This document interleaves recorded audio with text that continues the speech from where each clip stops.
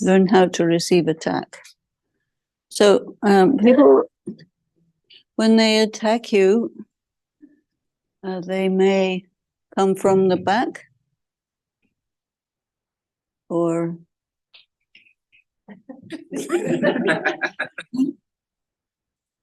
the side or the top. Suppose if we have nuclear war, will they tell you we're coming to shoot you, everybody all at once? Will they tell you? No. So this is attack. They won't tell you. And all of a sudden you find yourself attacked. Not ready. Not quite sure whether this is an attack or not. You know? Think about your psychodrama when you were having conflict with someone, yeah? So in your relationships with people where there are karmic accounts and all this type of thing, it happens suddenly, right? Unexpectedly. And you are not in position to receive the attack. So one of the things about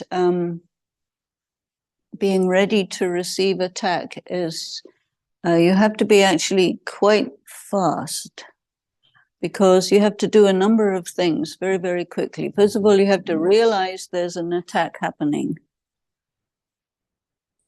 You have 1 millisecond to do that. Then you have to decide what kind of an attack it is. Then you have to figure out what position you should position yourself in to receive that particular kind of attack. And then by that time it's way too late. So part of the skill is to be so fast that it's like faster than normal thinking, normal response. So if I had all my equipment properly set up and so on, I would show you videos of Aikido and videos of how to get shot and be all ready faster than the time it takes for the bullet to go from the gun to you. That's quite fast. And part of martial arts training is that your sensitivity to what's going to happen in the future is such that you kind of are aware about it in advance. And that will come in vibrations. So when something is about to happen, you get signals. You know, in nature, when there is an earthquake about to happen, how you know is the birds stop singing before it happens. If you're listening to the birds, you will notice something's going to happen, because the creatures of nature, they are in tune, so they know. And humans are not so much in tune, so they miss the vibration, the feeling. So what we're doing here is practicing to attune ourselves up so that we catch in advance what's going to happen. And one of the things that we can start to be more and more aware about is that things happen in patterns. And when you're sensitive to patterns, when the pattern is starting to play itself out, you catch before the thing is happening. So you in that way, you are actually extending time and making time take longer than it normally takes, so that you can position yourself and So you can tell what something's going to do, what someone is going to do or say, because you're developing a kind of telepathy. So you can hear the disturbance in their mind before they act on it. Right? And that you are aware of how things play out, because they always play out in a certain patterned way. And if you see the beginning of the pattern, then you know what the end is going to be and how it's going to play out. So all these things allow you to know in advance. Any of you are musicians? Very good. So in music, you have technique and you have interpretation. And if you have a guru for your music, he will not teach you technique. He will expect you to have it already. Yes? And technique has to be such that the piece of music you're going to play is already in your muscles in advance. So then you don't have to deal with what the notes are or how your fingers have to be. It's already there. Then you go to your heart and you go to what they call the zone, and you are the music. And then everybody's with you. You carry everyone, you fly. This is music, yeah? Yes? So we can do something similar in this expecting to be attacked. And music is, of course, art. Life is also art. So attack is rather like dramatic music, not some other thing. So before dramatic music happens, you know, right? You have a feel that, okay, now what we need is dramatic music, and dramatic music comes. You kind of call it up almost, or you anticipate it. And so then you flow with it as it's there.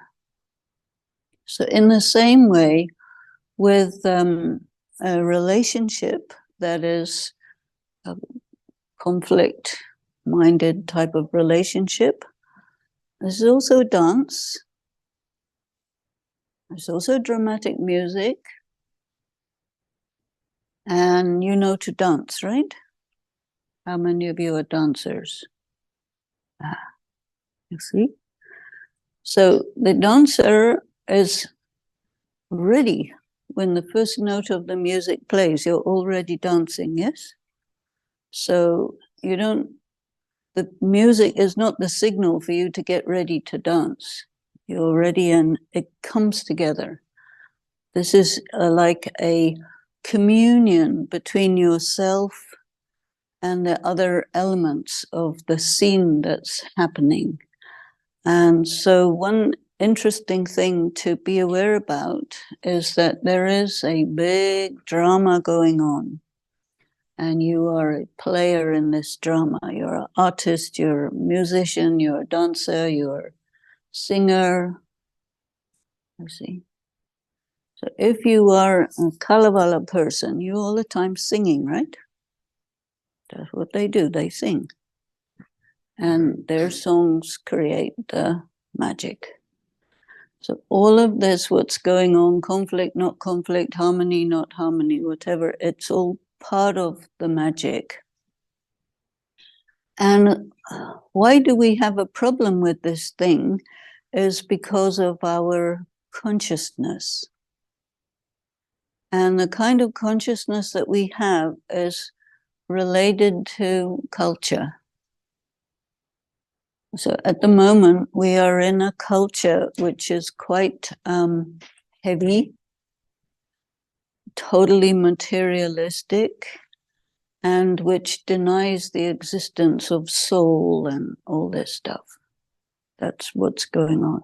So this influence has created a state of affairs where the human being is a thing more than a being. And a thing cannot respond as a being responds, right? So part of what we're doing here is creating an attunement between yourself in the context of a flow of past, present, future. And there's another thing to be aware about, and that is that whatever is going to happen is already predetermined. So ordinarily, you don't know what it is until it's happening.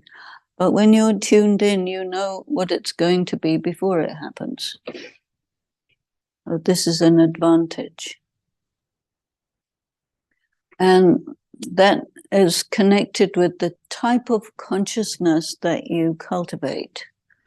So when you're in a kind of consciousness where you're in tune with this flow of past, present, and future, you understand the patterns, you feel the vibrations, then when the conflicting situation comes along, then you're already there as it begins, you see.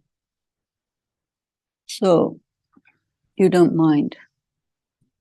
One of the problems with conflict is you mind about it. Pain is like that. You like pain? No. So people who conquer pain are not people who don't feel pain. They're people who don't mind pain. That's how it is. It's kind of included in everything. And when you resist pain, then it gives you a really hard time. When you allow it to be, allow it to flow through you and move where it wants to move, it's okay. Have you tried that? Physical pain? Also, a little bit with physical pain as well, but more with the emotional pain. I call it surrendering to it, giving it full permission to be there. That means no resistance. Whenever we resist something, it's very difficult to manage because you're in conflict. So, in a sense, what we're doing here is changing the nature of conflict, changing our relationship with conflict. What happens in Aikido? The person is coming to attack you. You don't know what blow your opponent is going to do, because he will come or she will come in such a way that there are 20 different kinds of possible things that could happen in the next millisecond, and you have to be ready for all of them.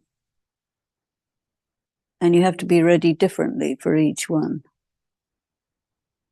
so that you catch the energy of the person and the movement that they're doing, and you take them down. But it is their energy that puts them down. You're simply like moving the energy in the direction that is according to your convenience.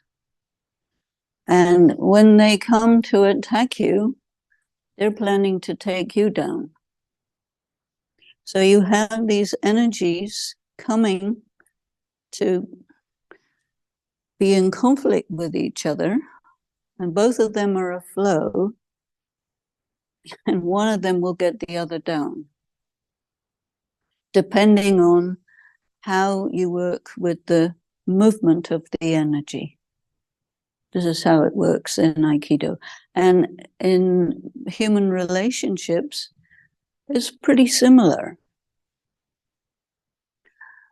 When somebody attacks you, they know where you're vulnerable.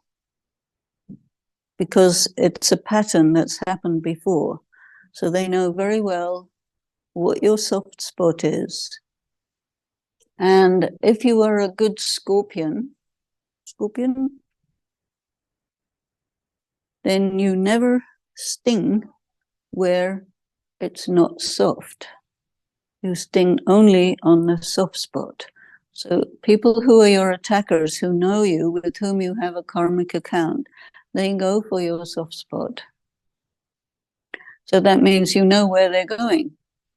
You know what your soft spot is. You know where you're vulnerable. And so the pain will come in your soft spot. And the thing is to allow it to proceed. If you block it, it's like it will explode all over you. But if you allow it to proceed, it moves and it finds its way out. Like lightning, you must have seen that lightning moves around in a certain way because it wants to get somewhere out. And so you have to be open to it. If you close, resist means close, can't get out.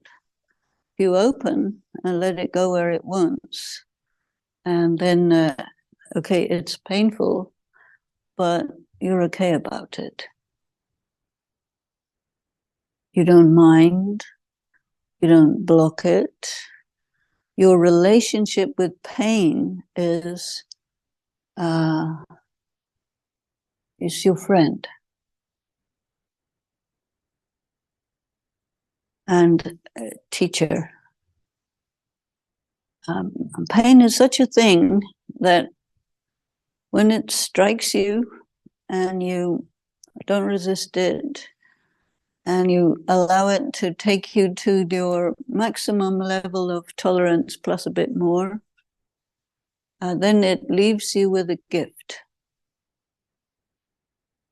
which is a very amazing sort of intuitive wisdom, which is worth getting. Because you feel it viscerally, you feel it in your being, that you have been enriched by something so subtle that you can't necessarily put words on it or put your finger on it, but you received it, you got it, you were enriched by it. Can you understand what I mean? And so your relationship with pain is welcome. And it's not welcome, sarcastic welcome, but the true welcome. Yes, come. Thank you. You're here. You're going to give me a gift. I'm aware, I'm willing, and you let it come through. And then your soft spot through which it comes is also getting healed, because your soft spot is your wound. You have a wound, right? Number of wounds. And where you are damaged by some kind of trauma, this is your wound. It's a wound, maybe a psychic wound or physical wound or social wound or spiritual wound, but it's a wound. And the wound is healed when you allow that process of getting the wound hurt, damaged again, but you allow it. Because this is something that happens time and time again, right? Time and time again. And you think normally, usually a person thinks that I won't let this happen again. Yeah. And so you create a lot of blocks. And it does happen again. Your blocks don't work, your pain is worse. And so we would say it's probably not a good idea to do this blocking.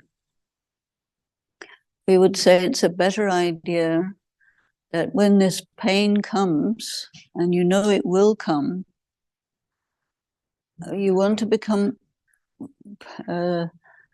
progressively wise about it, so that every time it comes, you understand better how to let it go through, and that gradually you're so open that it goes through without actually doing any pain. And then it means that you're neutral, you're free. And that particular problem is now completed, and then you're ready for some other one, because there's many. There's another thing that happens is you observe someone doing something painful to someone else. Have you experienced that? You will engage with them, you try to stop it, you try to protect the person, and actually that's between them. But when you are observing some trauma going on, and you also have what can be called as a secondary trauma. And this happens to people who are the medical people in war zones, because they see terrible things coming in, which they can't necessarily do much about. And again and again and again and again. You see, the injured person gets injured one time, but you see it 50 times. So you experience that trauma, secondary trauma, 50 times. And it hurts you, because you empathize with the person who did it, who got it done to them. And you also have an attitude towards who did it, you see. And so you're involved. And therefore, a person who is taking care of and having to observe people who are giving trauma to each other needs to be quite neutral about it. But you have inside your heart a desire to smooth it out, or to like compensate for it in some way, because you feel a little responsible. One thing that happens with survivors, they feel very bad that everybody died, but I didn't. That was not good. It happens. And you say, why me? How come this is happening to all these people, but not to me? And so your morality interferes with that, and you get quite badly damaged by observing other people's trauma. And especially when this happens in the family, like a child will observe a war between the two parents, and that will be very traumatic for that child. And it will stay with them for the rest of their life. And it will affect their relationships. And so you have to understand that observing a trauma from someone to someone, you also have to take care of yourself around that. So how do we do that? This is where the idea of these things being a big three-dimensional video is helpful. Because when you watch on the movies, two violent heroes bashing each other up, throwing each other out of windows and from the tops of buildings and under cars or over cars, or you pay good money to see that. And you get adrenaline rush and all of these things. So when it's happening in reality, or when it's happening in the movies, what's the difference? It's quite possible that the people will get hurt, because they do. Even sometimes on the movie set, someone gets shot at and they actually get shot. That happens. It's not supposed to, but it does. But the thing is, it depends on your perspective, on your perception, and on how you process perception. So in the story that I told you before, that there's this argument going on between God and this warrior, and he says, go and kill this person because the person cannot be killed. Do you remember that? In the same way, in front of you, someone is hurting, damaging, maybe even killing someone, and you're perceiving it. So one thing to understand is, or to look at, is the matter of where does perception occur? You're a being, you have a body, you see something, you hear something. Where does that perception occur? Where exactly? It occurs in your mind. So you need to be very, very aware that what I am perceiving is occurring in my mind. Which means you can choose how you're going to process that perception. And so you decide in advance of it happening what you're going to do with those things. Because when people are in these kinds of situations, like in a wartime situation or some regular catastrophic human behavior, when something is happening like this many times, the way you process your perception changes.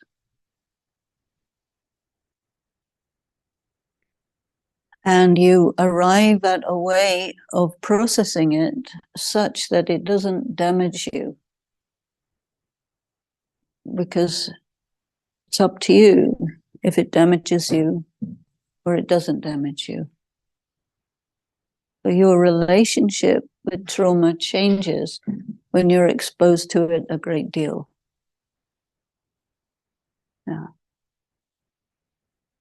And so that tells you something about your relationship with your mind. And it also tells you something about some of the options that you have. See? There's a difference when you have consciousness that is on the basis of sense perception, and another type of consciousness where you create a distance between yourself, your mind, where the sense perception is occurring, and then the event. You can do that, can practice and do that. And you can understand about it.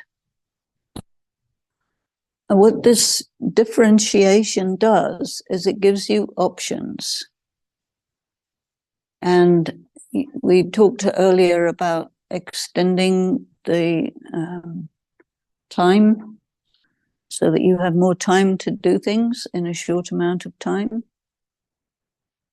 And these things happen, like in a car accident. You can roll over and do all sorts of things, and you can adjust your body and all sorts of things. Something happens chronologically in 1 second, but for you it feels like 10 minutes. Consciousness can do that, so that you can make yourself less susceptible to injury, for example. Protect your head, these type of things.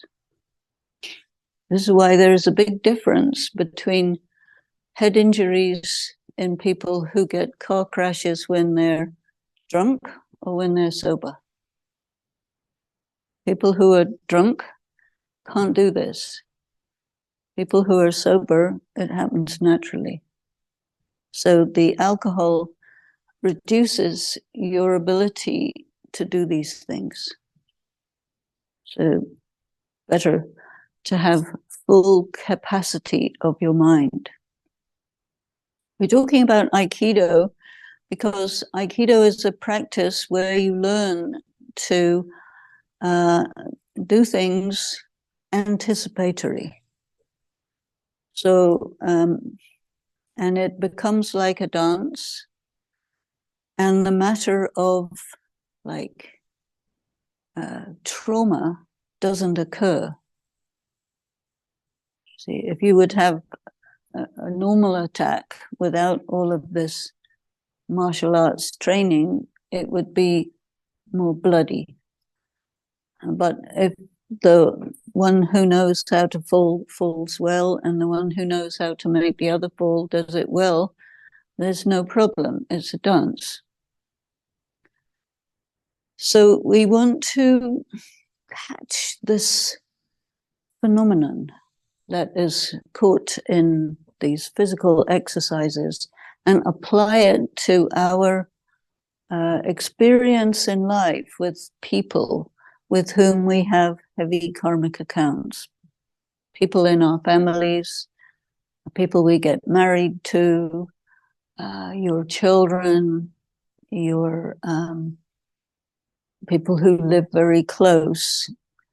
There is, in karma philosophy, there is a sort of magnet that is existing between people where there is an unfinished business. And it operates in attraction followed by repulsion. So if you think about falling in love, that involves attraction, yeah? Have you fallen in love a few times? Then fallen out of? So falling in love is called sometimes chemistry, or sometimes it's falling in love or just chemistry, but something that brings you together with someone very close, very, very close, ties you together. And then when you're good and tied, it changes and becomes major conflict. Because there's a karmic account. So if you know a little bit about karmic accounts and you see something like this coming along, because you know, you say, this green flag is a red flag. But there's nothing I can do, so I have to go through the process. You can try as much as you want to avoid it, it'll get you.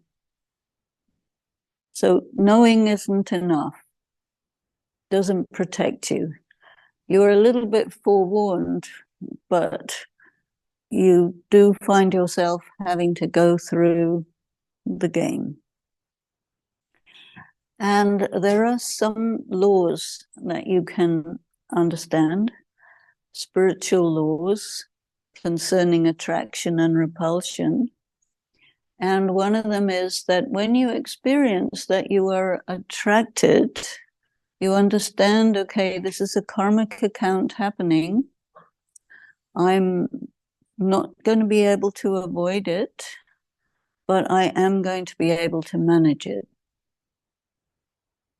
So you're in this full attraction, but you don't get deluded. So there is this aspect of delusion. Delusion is when you think it's real, but it's not. So you have an attraction, you think it's a real attraction, and you get all caught up, and then it turns into a repulsion. You think that's real as well. And so the realness of the attraction, the realness of the repulsion impacts you and gets through any possible defenses you may have and causes you heartbreak or hurt and maybe terrible grief or some sort of, deep, deep injury to your being. So this comes along, you understand this is something from some other time,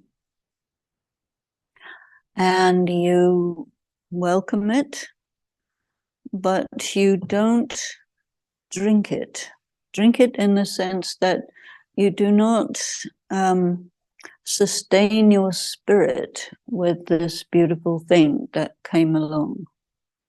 You have it there, but you sustain your spirit from another nectar, another honey tree, and not this honey trap, which it is. And so when it turns into the repulsion, because you didn't sustain yourself in the first place, it's not going to hurt you so bad, because you'll be managing it in a wise way, and you'll be able to work with it without it doing deep inner damage. And when the thing turns into a repulsion, you will not mind about it. You will know it is like this. This is how the karmic account is processed, it's settled. And so you settle it, it will cost you, but it doesn't have to cost you your existence. It costs you something. And at each step, you perform your side of the interaction with wisdom. Because at every step, it's possible for you to fall into some trap. And the trap is mostly about drinking the poison, which presents itself as nectar and tastes like nectar. If you don't drink it, you don't get poisoned. So you're there, you do everything correctly, but your sustenance doesn't come from that thing. You take your sustenance from a higher power, a higher energy, something which is not your karmic account. Do you see what I'm saying? And then what you get as a result of going through it is the satisfaction that you didn't run away from it, you weren't a coward. That's very important. You did whatever was appropriate according to your feelings and everything, but you didn't get deluded. You didn't put yourself in a manner that you would be destroyed by it. Because if you do, then it comes again, and you get another try and another try until you get it right, which you could do in the first place. Because the aim of a warrior is to be free, not to endlessly get into conflict. The aim of the warrior is to cause these problems between people to vanish. Then we can get harmony, which isn't boring. And so sometimes, like in the case that I think you raised, you work with the thing until it becomes very beautiful. And it has its light and dark and everything. In the case of another one, the match between your spirit and other spirit is not suitable. So you distance yourself without causing catastrophe. And in the case of old karmic accounts coming again and again, you recognize it, you enjoy it, you don't get destroyed by it. Some people like to be destroyed by it, but it weakens you. And I think there's something else. I think there are hungry souls. hungry, hungry souls who prey upon other souls. So you look for it, and it turns against you. Because you try to sustain yourself from the energy of another person. That's the attraction. And that qualifies as a sin, you see, because you're not permitted to eat somebody else's soul. That's not right. But people like doing that. Your hungry soul needs energy, but it's not useful to try and drink the energy of another soul. There's a vampire does that. Right? And maybe you're a vampire, but even a vampire, you see, you eat one person, then you get hungry again, you eat another one and another. And this is why you look for it, the vampire, because hungry soul. So this is why you need to really look at your spiritual life, because that's your emotional life.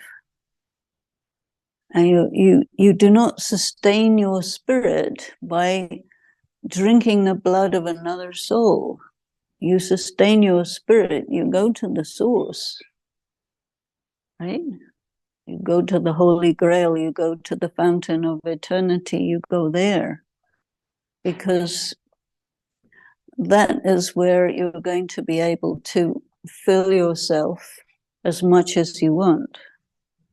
Because another soul has some energy, but overall they're empty. So you're empty, you find a nice juicy looking empty soul, eat that. It's not going to be enough for you, and you created a karmic account.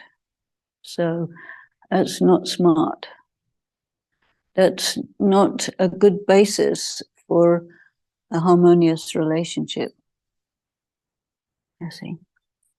So when some beautiful being comes into your surround and there's a strong attraction, you have to understand the dynamics of it. So yes, there is some outstanding thing, and yes, you want to enjoy the beauty of it, but no, you do not permit yourself to devour them. Question is, do I mean that whenever there's an attraction, there's always some karmic account? Pretty much, yes. Why do I say this? Because at this present time, historically, it's a time where all the karmic accounts are getting resolved. And so therefore there has to be all this big drama going on, you see. And so it's quite useful to understand the time we're living through. The time we're living through is a time of polarities. And polarities are these big attraction repulsions, and mostly everything is in opposition with everything else. Men against women, children against adults, humanity against nature, the North against the South, the East against the West. Everything is ready to devour each other and tear each other apart. That's okay. If you're a warrior and you're going through this kind of polarized circumstance, you're partly an observer watching it, and partly you're involved.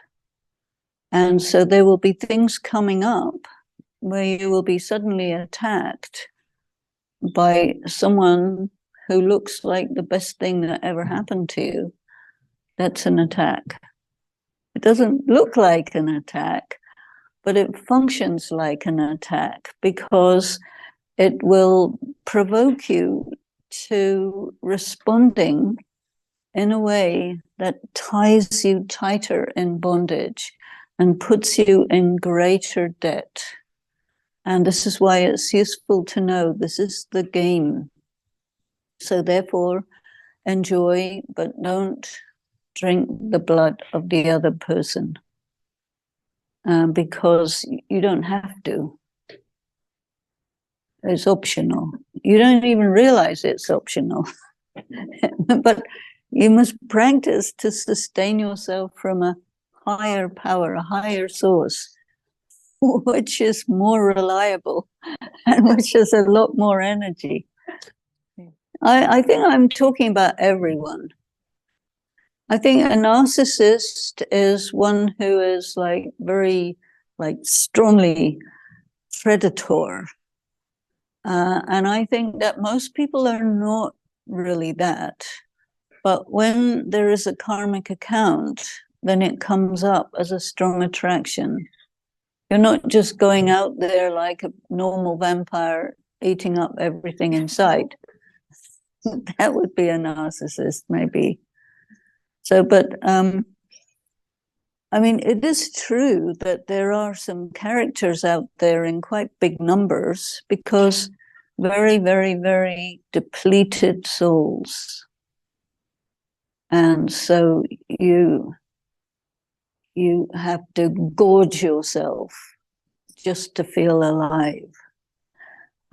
You can make a comparison with somebody who is drug addict. There are many people who take drugs, and you get heroin type of drug, or you get cocaine type of drug. So the heroin type of drug makes you feel nice and comfortable for a while, and the cocaine type of drug makes you feel very full of energy, and you can handle the whole world in 5 minutes and no problem. But it's only for a while, because there's a cost, and you lose a huge amount of energy, but you feel that I have to have this drug in order to feel okay. See? And so, in a sense, people use other people in a similar way to how a drug addict or an alcoholic will use their substance, and it destroys you.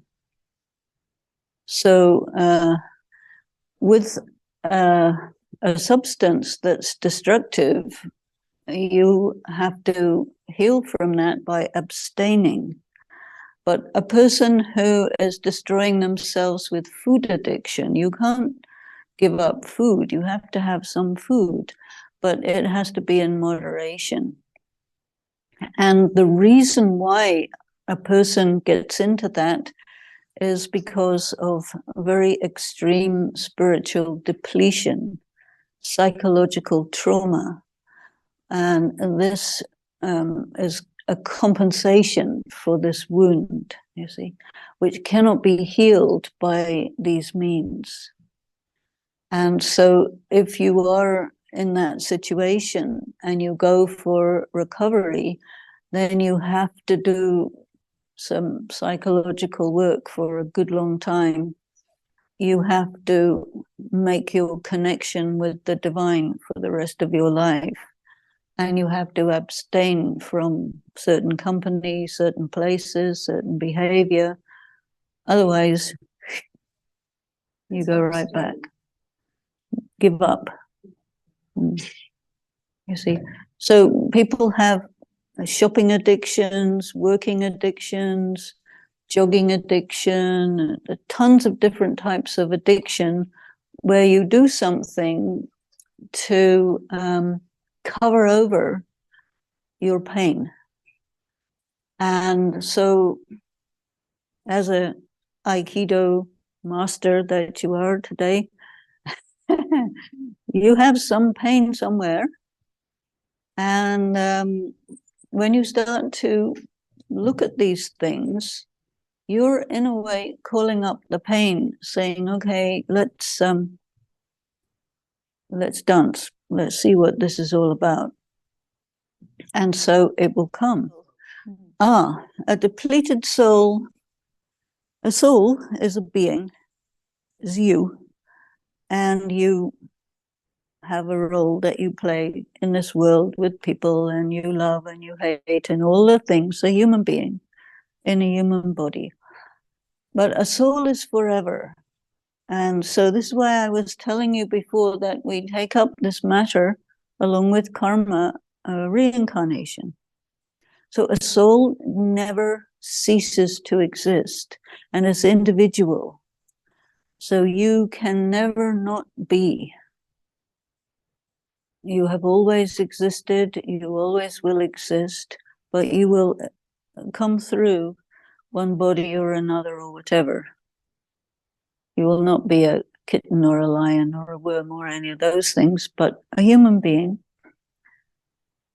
And so you get tired after a certain amount of time. And also you get depleted by negative karma. So partly time, partly negative karma. And there is this very big time cycle which goes around and around. And there is a certain point in time when all souls are in their best state, comparable to the full moon, which is full light. And the moon gradually in 15 days becomes the new moon. So the light of the moon is gone. This is a metaphor for what happens to the soul in time. Your light gets less, but not over 15 days, it's over a long, long period of time. So when you get to that time, which is considered this time, then you're dealing with the fact that you're depleted and you need strength. You need clarity. You need energy. You need all sorts of things like that, so that you can be true to yourself, so that you can be the person that you really are, and not some, you say sometimes you do something that's not good, you say that's not me, right? And so why you say that's not me is because it doesn't correspond to your light. It corresponds to your lack of light. But when you're depleted, that happens, you see, and you don't like it because it's not you.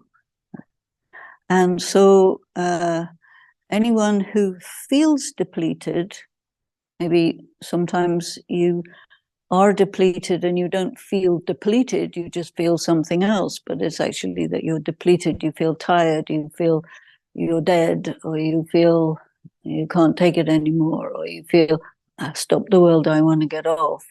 There are a number of feelings that indicate that the soul is depleted, you see?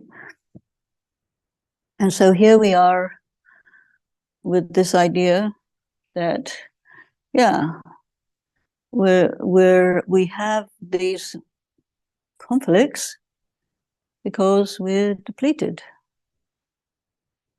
and because we have karmic accounts and we experience pain and we experience lack of self-worth, or we experience these type of things, negative things. This is a sign of the absence of the light of the soul, or the dimming of the light of the soul. And so the idea is that when you feel anything like that, you start looking for the petrol station, as you need a fill up, you see. Now you go to Shell or Exxon or any of those, that's not going to do it because it's a different kind of petrol.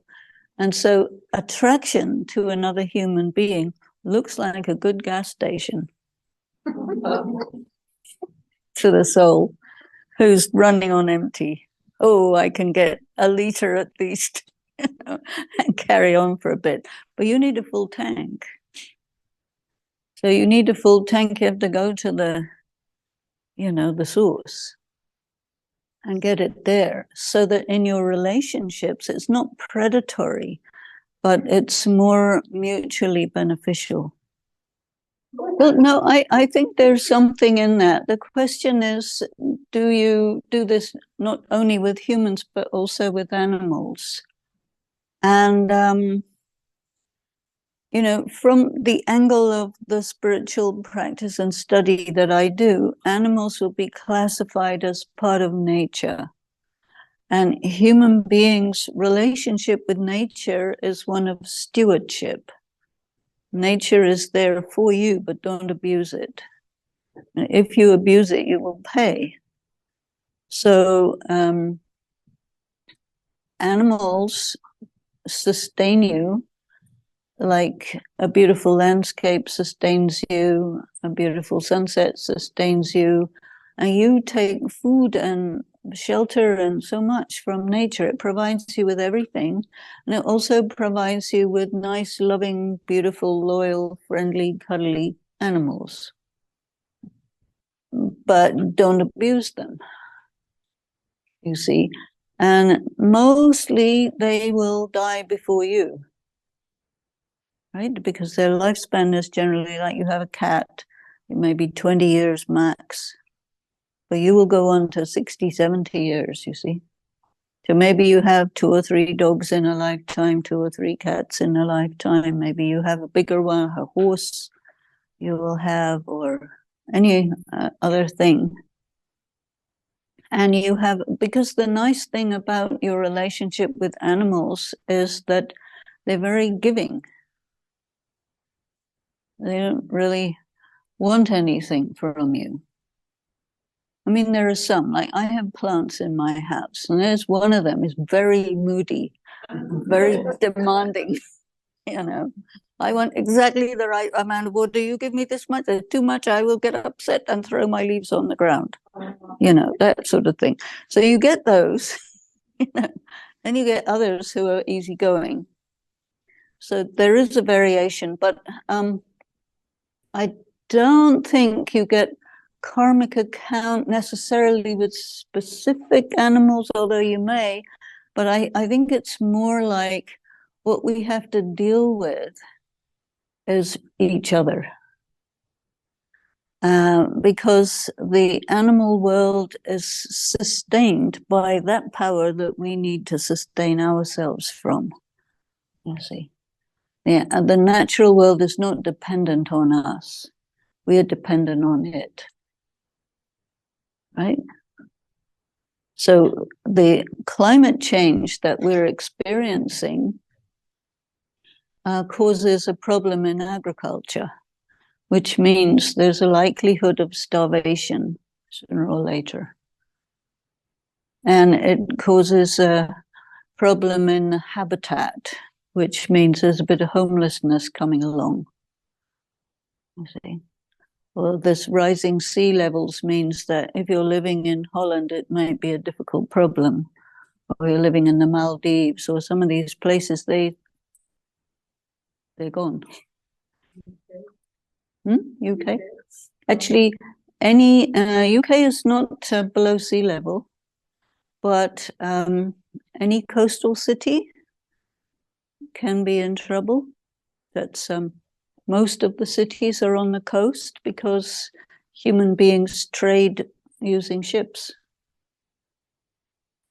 And so now, along with that, we have a number of different wars in areas where the boats want to go back and forth, and they can't do that. So then everything gets too expensive. So, you know, circumstances are challenging and maybe increasing and getting challenging. So no matter what, we need strength. We need understanding of what's happening. And we need to recognize that if I know that I'm depleted, I need to fill myself up from the proper source and not go around getting people in the jugular vein. Not nice. Because our relationship with each other is, you are not my lunch. We will have lunch together, but, you know, so we have to learn to be, as you said, in harmony, but we have a legacy which we have to deal with, a legacy of the fact that we are depleted to a greater or lesser extent, and that we have karmic accounts, and we will be attacked. we will also be attacked by our relationship, the quality of our relationship with nature. Because humanity, ancient humans, used to be very, very conscious of maintaining a balance with nature. The indigenous people are very aware about this. But one thing that happened is that people thought that nature is unlimited and they can do what they want and abuse it. Like, for example, in the United States, when the people from Europe went there, they encountered herds of bison 20 kilometers long and 15 kilometers wide. And they would take guns and shoot them all and leave them to rot. What is this? Very irresponsible. And it creates a debt. So sooner or later, according to the karmic laws, they will find themselves starving, without a house, with illnesses. You see, there's a consequence.